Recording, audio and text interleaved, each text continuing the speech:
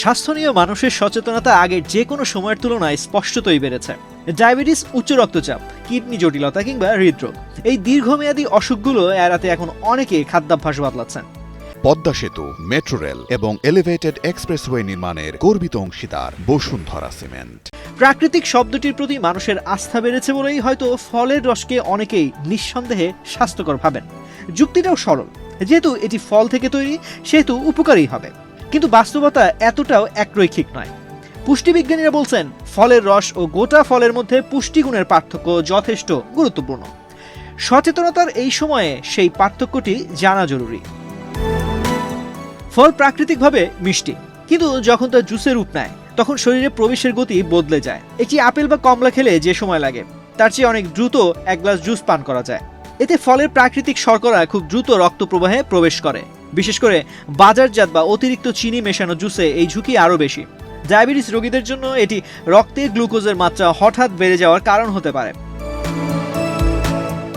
নিয়মিত এমন অভ্যাস ইনসুলিন নিয়ন্ত্রণকেও প্রভাবিত করতে পারে।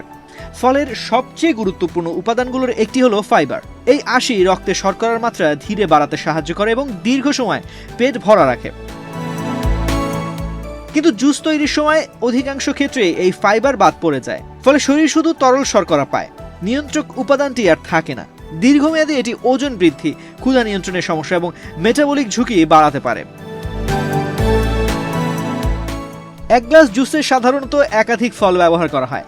একটি আপেল খেলে যেমন পেট ভরে, কিন্তু 3টি আপেলের রস একসঙ্গে পান করা খুব সহজ। এতে শরীরে প্রয়োজনের তুলনায় অনেক বেশি ক্যালোরি ও প্রাকৃতিক চিনি প্রবেশ করে। ওজন নিয়ন্ত্রণে যারা সচেতন তাদের জন্য এটি একটি গুরুত্বপূর্ণ বিবেচ্য বিষয়। বিশেষজ্ঞদের মতে সবকিছুই নির্ভর করে পরিমাণ ও পদ্ধতির উপর। যদি ফলের রস পান করতেই হয় তবে তা যেন হয় ঘরে তৈরি, তাজা এবং কোনো প্রকার অতিরিক্ত চিনি ছাড়া। প্যাকেটজাত জুসে সংরক্ষণ উপাদান, অতিরিক্ত মিষ্টি বা কনসেন্ট্রেট ব্যবহৃত হতে পারে, যা নিয়মিত সেবনের জন্য আদর্শ নয়। নাম্বার 1, ধীরগতির সুগার শোষণ। গোটা ফলের ফাইবার রক্তে শর্করা ধীরে বাড়াতে সাহায্য করে। এতে হঠাৎ গ্লুকোজ স্পাইক হওয়ার সম্ভাবনা কমে। নাম্বার 2, পুষ্টির ভারসাম্য।